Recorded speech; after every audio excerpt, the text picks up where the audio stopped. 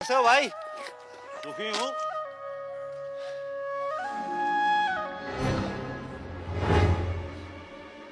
दुखी हूँ।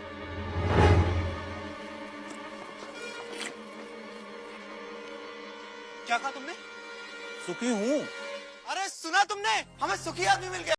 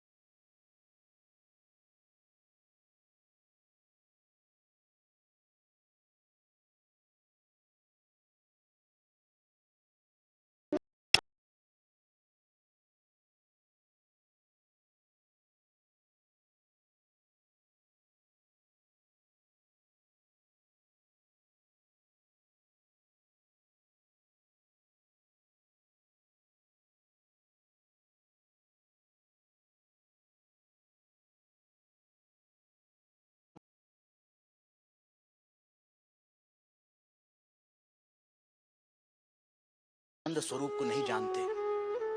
इसलिए इस आशा में संसार और वस्तुओं के पीछे भागते रहते हैं कि वह हमें छोटे छोटे सुख देगी। यह ठीक वैसा ही है कि जो सुखों का स्वामी है, राजा है, वह खुद को भिखारी समझ दूसरों से इसकी उम्मीद करता है। यही है अज्ञान की शक्ति। इसलिए राजे, संबंधों का और वस्तुओं का सुख स्थायी नहीं होता, परंतु आत्मा का आनंद असीम होता है। वो कैसे स्थायी है? राजीव, जब भी हम किसी प्रिय व्यक्ति या प्रिय वस्तु को देखते हैं तो उससे आनंद होता है। इस आनंद को शास्त्र प्रिय कहते हैं। और जब हम उस वस्तु को पा लेते हैं या उस व्यक्ति से मिल लेते हैं तब वह आनंद कई गुना बढ़ जाता है। उसे मोद कहते हैं। और जब हम उस वस्तु का उपभोग करते हैं तब उससे प्राप्त होने वाले आनंद को प्रमोद कहते हैं। परंतु जैसे ही हम उस व्यक्ति या उस वस्तु से अलग हो जाते हैं वह आनंद भी समाप्त हो जाता है। इसलिए राजे, वस्तुओं का आनंद, व्यक्तियों का आनंद स्थायी नहीं होता, परंतु आत्मा का आनंद स्थायी और अनंत होता है। बुरा व राजा में आनंद पर लंबी चर्चा हुई, जिसे वेदांत में आनंद मीमांसा कहते हैं। सात्विक आनंद, राजसिक आनंद, तामसिक आनंद से लेकर अलग अलग प्राणियों और अवस्थाओं में आनंद की अनुभूति और उसके कारणों की बुरा ने मीमांसा की। पर अंत में राजा ने वह प्रश्न किया जो इस समय हम सबके मन में है। आर्य, यदि मैं ही आत्मा और आत्मा का आनंद स्थान, समय, जन्म, शरीर, मन, बुद्धि और बाहर की किसी भी वस्तु से स्वतंत्र होता है, तो मैं अनंत, असीमित और पूर्ण आनंद का अनुभव क्यों नहीं कर पाता? राजे, यदि तुम अपनी आंखें बंद करोगे तो अंधेरा ही दिखाई देगा। जब तक तुम शरीर, मन, बुद्धि, संसार, वस्तुएं, रस, भाव और विचारों की ओर ही देखोगे तब तक तुम उस अनंत, असीमित और पूर्ण का अनुभव नहीं कर सकोगे। इसमें गलती आत्मा की नहीं, हमारे दृष्टिकोण की है। इसलिए राजे, यदि सुख चाहते हो तो बाहर नहीं, भीतर देखो। तो सूत्रधार, क्या इसका ये अर्थ हुआ कि सुख की कामना ही आत्मा के आनंद स्वरूप का कारण है? तुमने ठीक समझा नटी। इसीलिए पूरा जीवन हम सुख की तलाश में रहते हैं। आप जो होते हैं पूरा जीवन उसी की ही खोज करते हैं। हम आनंद है, इसीलिए हम अनंत सुख की अभिलाषा रखते हैं। इस सत्य को ना जानना ही दुख का कारण है।